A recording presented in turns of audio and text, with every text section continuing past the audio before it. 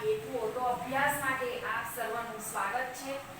હિસાબી પદ્ધતિના હેતુઓ અગાઉ આપણે હિસાબી પદ્ધતિનો અર્થ અને તેના લક્ષણો શીખી ગયા હતા। સાદી ભાષામાં મિત્રો કહીએ છીએ કે હિસાબી પદ્ધતિ એટલે શું, તો કે હિસાબો લખવા। અહીંયા આપણે એના હેતુ જોવાના છે કે હિસાબો કેમ લખવામાં આવે છે, એનો શું હેતુ હોય। તો કાયમી નોંધ, આપણે જે કંઈ હિસાબ લખ્યો છે એ જ્યારે આપણે જોવો હોય ત્યારે આપણે જોઈ શકીએ, એની કાયમી નોંધ રાખવાનો એનો હેતુ છે। બીજો મિત્રો, વ્યવહારોની અસર, આપણે જે ધંધાના વ્યવહારો થયા છે એની અસર જ્યારે જોવી હોય ત્યારે હિસાબી ચોપડામાંથી આપણે જોઈ શકીએ છીએ। નફો કે નુકસાન જાણવા માટે, ધંધાની અંદર હિસાબ લખેલો હોય તો આપણને ખબર પડે કે કેટલો ફાયદો થયો કે નુકસાન થયું, તો અગાઉ આપણે એના માટે શું નિર્ણય લેવાય બધું જાણવા માટે નફો કે નુકસાન જાણી શકાય અને એના પગલાં લઈ શકાય, એ પણ એનો એક હેતુ છે। બીજું છે મિત્રો, આર્થિક પરિસ્થિતિ જાણવા। આર્થિક પરિસ્થિતિ મતલબ કે ધંધાની અંદર બે પ્રકારના વ્યવહારો થતા હોય છે, એક રોકડ વ્યવહાર, ઉધાર વ્યવહાર પણ થતો હોય। બીજું કે આપણે ધંધા માટે નાણાં કોઈની પાસેથી ઉછીના લાવ્યા હોય તો આપણું ધંધાનું દેવું કેટલું છે, અથવા આપણે કોઈને રૂપિયા ધીર્યા છે તો આપણું લેણું કેટલું છે, અને આપણા ધંધામાં મિલકતની શું પરિસ્થિતિ છે એ બધું જાણવાનો પણ એનો હેતુ છે। કરવેરા નક્કી કરવા, વર્ષના અંતે ધંધામાં આપણને કેટલી આવક થાય છે મિત્રો, એના ઉપર આપણે સરકારને ટેક્સ ભરવો પડે, વેરા ભરવા પડે, એના માટે પણ હિસાબો બહુ જરૂરી છે। ભૂલો, છેતરપિંડી શોધવા અને રોકવા માટે હિસાબો લખવાની અંદર નિયમ વિરોધી કોઈ ભૂલ થઈ હોય, કોઈ છેતરપિંડી થઈ હોય, કોઈ નાણાકીય કે માલની ઉચાપત થઈ હોય તો એ પણ આપણે હિસાબો લખ્યા હોય તો મિત્રો આપણે સરળતાથી એને શોધી શકીએ છીએ અને એને અટકાવી પણ શકીએ છીએ। એના પછી મિત્રો આજે આપણે આગળ શીખીશું હિસાબી પદ્ધતિના ફાયદા। હિસાબી પદ્ધતિનો પ્રથમ ફાયદો છે હિસાબી માહિતીની ઉપલબ્ધતા। એનો જે હેતુ છે એના ફાયદા તરીકે બીજું કહી શકાય હિસાબી માહિતીની ઉપલબ્ધતા, એટલે મિત્રો આપણે ધંધાના જે નાણાકીય વ્યવહારો લખ્યા છે એ બધા જ વ્યવહારો આપણને જ્યારે જરૂર હોય ત્યારે આપણે જોઈ શકીએ છીએ। બીજું છે નફાકારકતા જાણવા, જે આપણે હેતુમાં પણ જોઈ ગયા કે હિસાબો લખ્યા હશે તો આપણને ખબર પડશે કે આપણા ધંધામાં નફો થયો છે કે નુકસાન થયું છે, એ જાણવાનો પણ એનો હેતુ છે। આર્થિક સ્થિતિ જાણવા, આપણા ધંધામાં દેવું કેટલું થઈ ગયું છે, આપણા ધંધામાં લેણું કેટલું છે, અને આપણા ધંધાની મિલકત કેટલી છે અને સામે દેવા કેટલા છે, એના આધારે મિત્રો આર્થિક સ્થિતિ જાણી શકાય છે। જેમ કે કોઈક ધંધાની અંદર મિલકત વધારે છે અને દેવું ઓછું છે તો ધંધાની પરિસ્થિતિ સારી છે એવું કહેવાય, પણ મિલકતો ઓછી છે અને મિલકતના પ્રમાણમાં મિત્રો દેવું વધી ગયું તો એ આર્થિક સ્થિતિ સારી નથી એવું ખબર પડે, એ બધું હિસાબો પરથી જાણવા મળે। એના પછી છે કરવેરાનું આયોજન, આપણી જે વાર્ષિક આવક હોય છે એના ઉપર સરકારને આપણે વેરો ભરવાનો છે તો એ પણ મિત્રો આપણે હિસાબો લખ્યા હશે તો જ આપણને કરવેરાનું આયોજન કરવાની ખબર પડશે। બીજું ધંધાનું મૂલ્યાંકન, આપણો જે ધંધો છે મિત્રો તો કોઈક સમય એવો આવે ને આપણે કદાચ ધંધો વેચવો હોય તો આપણા ધંધાનું મૂલ્ય કેટલું નક્કી કરીશું, આપણે ધંધો કેટલી કિંમતમાં વેચીશું એ પણ હિસાબો પરથી ખબર પડે છે। વર્ષના હિસાબ આપણી પાસે હોય અને આપણો ધંધો નફો કરતો સારો ધંધો હોય તો એનું વેચાણનું મૂલ્ય ઊંચું આવે છે અને ખોટ કરતો ધંધો હોય તો એનું મૂલ્ય ઓછું આવે છે, તો એ પણ આપણે ધંધાનું વેચાણ કરવા માટે કિંમત નક્કી કરવા માટે પણ હિસાબો જરૂરી છે। એના પછી મિત્રો નિર્ણય ઘડતર માટે, ધંધાની અંદર માલિકે ધંધામાં કયા નિર્ણય લેવા, આપણે અગાઉ શીખ્યા હતા કે જે હિસાબી પદ્ધતિ છે, જે હિસાબો છે એ ઐતિહાસિક એટલે કે ભૂતકાળની માહિતી રજૂ કરે છે, માટે હિસાબી પદ્ધતિને મિત્રો ઐતિહાસિક પદ્ધતિ પણ કહેવામાં આવે છે એવું યાદ રાખવાનું, કેમ કે ઓબ્જેક્ટિવમાં પણ પૂછાઈ શકે છે. નિર્ણય ઘડતર એટલે કે ભૂતકાળની માહિતીના આધારે, ભૂતકાળના હિસાબોના આધારે આપણે ભવિષ્યની અંદર કયા પ્રકારનો નિર્ણય લેશું એ ઘડવું પડે છે. અને નિર્ણય લેવા માટે બધા જ પક્ષકારો માટે હિસાબો જરૂરી છે. માલિકો માટે, ધંધામાં કામ કરતા કર્મચારીઓ માટે, સરકાર માટે કરવેરાના આયોજન માટે, નિર્ણય લેવાનું ખબર પડે કે કઈ રીતે નાણાંની ઉઘરાણી કરાવી શકાશે. બીજું, કંપની સ્વરૂપ હોય તો શેર હોલ્ડર છે, બેંકો હોય, કોઈ નાણાં ધીરનાર સંસ્થાઓ, બધાને નિર્ણય લેવા માટે, નાણાકીય નિર્ણય લેવા માટે હિસાબો જરૂરી છે. એના પછી છે મિત્રો પુરાવા તરીકે, આપણે બેંકમાંથી લોન લેવી હોય તો આપણા વાર્ષિક હિસાબો ત્યાં મૂકવા પડે, અથવા કોઈ એવો પ્રશ્ન ઊભો થાય તે સમયે આપણો લખેલો હિસાબ આપણે પુરાવા તરીકે બતાવી શકીએ. કોઈ ભાગીદારીમાં ધંધો થતો હોય અને ભાગીદારો વચ્ચે જો કોઈ પ્રશ્ન ઊભો થાય, કોઈ ઝઘડો થાય, તો પણ હિસાબોને આપણે પુરાવા તરીકે બતાવી શકાય છે.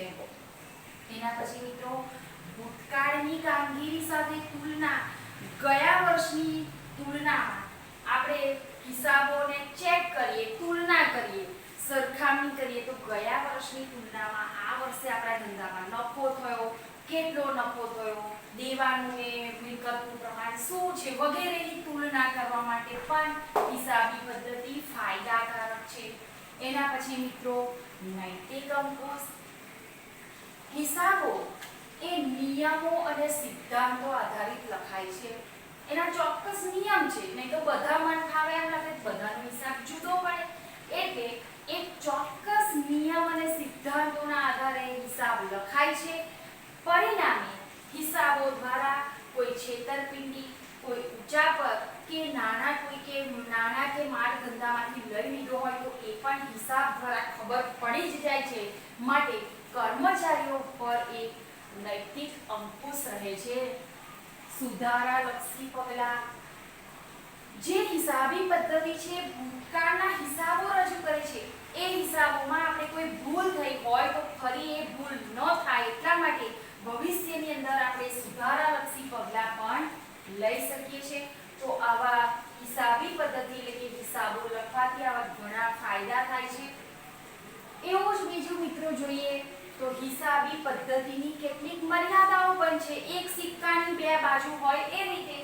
અને આ જે હિસાબી પદ્ધતિ છે એક સામાજિક વિજ્ઞાન છે, સમાજ સાથે જોડાયેલું છે. સમાજના તમામ વર્ગો હિસાબી પદ્ધતિનો ઉપયોગ કરે છે. સમગ્ર વિશ્વમાં જે આર્થિક પ્રવૃત્તિઓ છે એ બધી જ નાણાકીય હિસાબ સ્વરૂપે લખાય છે. માટે હિસાબી પદ્ધતિનું ખૂબ જ મહત્વ છે મિત્રો.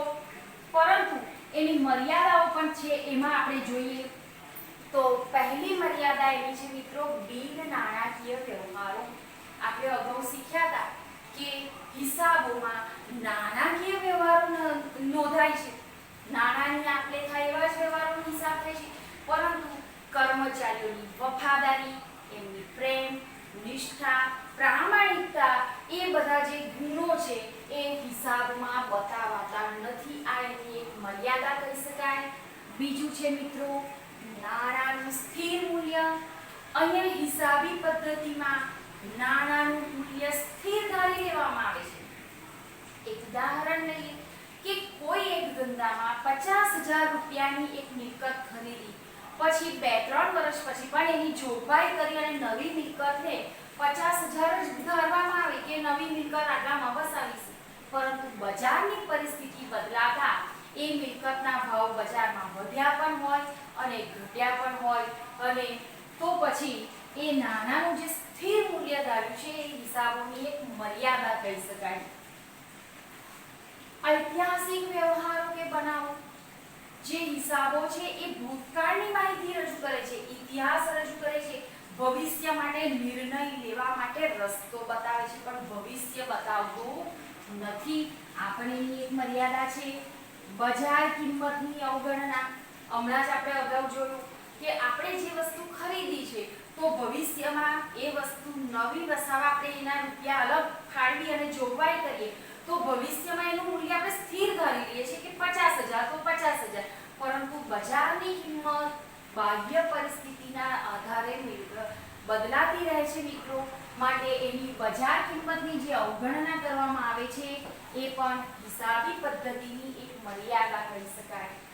અંદાજોનો ઉપયોગ ઘણી વખત વાર્ષિક હિસાબ, આખું વર્ષ પૂરું થાય અને દર વર્ષે વાર્ષિક હિસાબો લખાય મિત્રો, તો એ હિસાબો વખતે જ્યારે નફો કે નુકસાન અથવા અમુક ટકાવારી પ્રમાણેના અંદાજો કાઢવામાં આવે કે આ રકમ આટલા ટકા કે આ રકમ આટલા ટકા, તો એની જે અંદાજિત માહિતી છે એ તમારે પારિભાષિક શબ્દોમાં આવશે ત્યારે હું તમને ડિટેલમાં સમજાવીશ.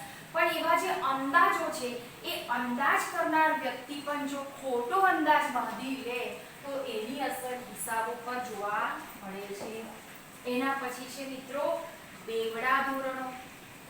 ઘણી વખત ધંધાની અંદર જે હિસાબ લખાય છે એમાં બે પદ્ધતિ અથવા અલગ અલગ બેવડા ધોરણો હોય તો પણ હિસાબી પદ્ધતિમાં મુશ્કેલી ઊભી થાય. દાખલા તરીકે નફો કે નુકસાન જાણવા હિસાબોમાં નફા નુકસાન ખાતું બનાવવામાં આવે એ ચાલુ કિંમતે, હાલની કિંમતે બતાવવામાં આવશે, જ્યારે પાકા સરવૈયાની અંદર જે મિલકતો અને દેવા છે અથવા જે મિલકતો છે એ આપણે અગાઉ જોયું મિત્રો એ રીતે બજાર કિંમતની અવગણના, એની પડતર કિંમત, આપણે એ વસ્તુ 50,000 માં લાયા તો આપણે હિસાબોમાં એને 50,000 જ ચલાવી જઈએ, તો એ બેવડું ધોરણ બતાવે છે કે જેના કારણે પણ હિસાબી પદ્ધતિની અંદર એની એક મર્યાદા જોવા મળે. પરંતુ મિત્રો એની આટલી મર્યાદાઓ હોવા છતાં પણ એ કોઈ હિસાબો ઉપર બહુ અસર કરતું નથી. એના ફાયદા ઘણા હોવાને કારણે વિશ્વ કક્ષાએ હિસાબી પદ્ધતિનું ખૂબ મહત્વ છે. એ નાનો ધંધો હોય કે મોટો ધંધો હોય, કારખાના હોય, મિલ હોય, કંપની હોય કે ઇવન આપણા ઘરના હિસાબો હોય, કશું પણ હોય મિત્રો, પણ દરેક જગ્યાએ હિસાબ લખવો ખૂબ જરૂરી છે. અને હિસાબ એ નાનાનો જ લખાય છે, રૂપિયાનો જ લખાય છે, એટલે આંકડાકીય માહિતીના આધારે એ લખવામાં આવે છે. બીજું મિત્રો તમને હું ખાસ જણાવી દઉં કે એકાઉન્ટન્સી વિષયની અંદર આવા કોઈ મોટા પ્રશ્નો પરીક્ષામાં પૂછાતા નથી કે આ હિસાબી પદ્ધતિના ફાયદા લખો, મર્યાદા લખો, એવો આખો મોટો પ્રશ્ન લખવાનો આવે એવું આવતું નથી. આ માત્ર તમારે ખાલી આ શું કહેવા માંગે છે એ સમજવાનું છે. આમાંથી આ હિસાબી પદ્ધતિ વિશે આપણે જે જોયું એમાંથી તમારે ખાલી એમસીક્યુ પૂછાય, અથવા તો આ જે પારિભાષિક શબ્દો આપણે જે નેક્સ્ટ આગળ શીખીશું પછી, તો એમાંથી તમારે ખાલી શબ્દો સમજાવો એટલે વ્યાખ્યા જેવું લખવાનું આવે એટલું પૂછાય છે. બાકી આખા મોટા પ્રશ્નો લખવાના આવે એવું આવતું નથી, એટલે એવી કોઈ ચિંતા કરવાની જરૂર નથી. ખાલી તમારે માત્ર એને સમજવાનું છે. તમે પુસ્તકમાંથી વાંચશો તો પણ તમને બહુ સરસ રીતે ખ્યાલ આવી જશે. તો આજે આપણે આ જોયું મિત્રો હિસાબી પદ્ધતિના હેતુઓ, હિસાબી પદ્ધતિના ફાયદા, એટલે કે હિસાબો લખવાથી આપણને શું ફાયદો થાય છે, અને હિસાબી પદ્ધતિની આપણે કેટલી મર્યાદાઓ જોઈ, અને બીજું એક છે હિસાબી પદ્ધતિના ગુણાત્મક લક્ષણો. આ વિભાગ બી ની અંદર ટૂંકા પ્રશ્નમાં મિત્રો પૂછાઈ શકે છે કે હિસાબી પદ્ધતિના ગુણાત્મક લક્ષણો. ગુણાત્મક એટલે જેને સંખ્યામાં કે આંકડામાં માપી શકાતું નથી એવા કયા લક્ષણો છે કે જે હિસાબોની અંદર હોવા જોઈએ, તો એવા એના 4 લક્ષણ છે. જો મિત્રો પહેલું છે વિશ્વાસપાત્રતા, એટલે કે નિયમો અને સિદ્ધાંતોના આધારે જે હિસાબો લખેલા છે એ હિસાબો વિશ્વાસપાત્ર હોવા જોઈએ. જે ધંધાના નીતિ, નિયમ અને એના જે સિદ્ધાંતો છે એ આધારે લખેલા હોવા જોઈએ. માટે પબ્લિકની અંદર દરેકને એ હિસાબોમાં વિશ્વાસ પડે છે. બીજું સુસંગતપણું. જે લોકો કોઈ પણ માહિતી મેળવવા માંગતા હોય અને હિસાબોના આધારે જેને જે જરૂરી માહિતી જોઈતી હોય તો એના સુસંગતપણું, જે માહિતી જોઈએ છે એના ટોપિકને લગતી બધી જ માહિતી એને હિસાબોમાંથી મળી રહેવી જોઈએ. એના પછી છે મિત્રો સમજ ક્ષમતા. હિસાબો એક ચોક્કસ પદ્ધતિએ, નીતિ, નિયમથી લખેલા હોવા જોઈએ. કોઈ પણ વ્યક્તિ એને વાંચે તો સરળતાથી તેને સમજી શકે. સમજ ક્ષમતા એટલે કે સમજી શકે તેવા હોવા જોઈએ. હા, પણ એની એક બાબત એટલી જરૂર કહી શકાય કે એનામાં પાયાનું નોલેજ હોવું જોઈએ. સામાન્ય નોલેજ હોય હિસાબી પદ્ધતિનું તો એમને ખ્યાલ આવે, પણ ટૂંકમાં સમજી શકાય એવા હિસાબો અહીંયા લખેલા હોય છે. એના પછી છે મિત્રો તુલનાત્મકતાનો ગુણ, એટલે કે જે હિસાબો લખ્યા છે એ હિસાબો ગયા વર્ષની તુલનામાં આ વર્ષના હિસાબોને આપણે સરખાવી શકીએ, અથવા એક પેઢીના હિસાબો બીજી પેઢી સાથે, અથવા એક કંપનીના હિસાબો બીજી કંપની સાથે આપણે સરખાવી અને ગયા વર્ષે કે આ વર્ષે કેટલો નફો વધુ થયો ઓછો થયો એવું સરખામણી કરી અને આપણે જાણી શકીએ છીએ. તો આ ગુણાત્મક લક્ષણો પણ એને ડિટેલ સહિત એને વિસ્તૃતમાં સમજાવવાના એવું આવતું નથી, પણ ટૂંકા પ્રશ્નમાં પૂછાઈ શકે મિત્રો કે ગુણાત્મક લક્ષણો કેટલા અને કયા થાય. તો એના 4 લક્ષણો છે: વિશ્વાસપાત્રતા, સુસંગતપણું, સમજ ક્ષમતા અને તુલનાત્મકતા. આ 4 એમાં લખી શકાય. તો હિસાબી પદ્ધતિ એટલે હિસાબો લખવા, નાણાંના હિસાબો લખાય છે, એના ફાયદા મર્યાદાઓ, એના ગુણાત્મક લક્ષણ એટલું આપણે જોઈ ગયા મિત્રો. એ તમે એકવાર વાંચજો એટલે તમને સરસ રીતે એનો ખ્યાલ આવી જશે. હિસાબી પદ્ધતિ બધા જ માટે ઉપયોગી છે અને હિસાબોની સાથે જે જોડાયેલ છે, દાખલા તરીકે માલિક છે, વિવિધ પક્ષકારો છે, બેંક છે, સરકાર છે જેમને વેરા લેવાના છે એટલા માટે, ગ્રાહકો છે, પછી ધંધાની અંદર કામ કરતા જે કર્મચારીઓ છે, આપણને નાણાં ધીરધાર કરનારની સંસ્થાઓ છે, બધા જ માટે હિસાબ જરૂરી છે. હિસાબ જુએ એટલે એમને ભવિષ્ય અંગેના નિર્ણય લેવાની ખબર પડે. જે આપણે શીખ્યા હતા નિર્ણય ઘડતર, તો એટલા માલિક માટે જરૂરી છે એવું નહીં, ધંધા સાથે જોડાયેલા તમામ પક્ષકારો માટે હિસાબી પદ્ધતિ મિત્રો જરૂરી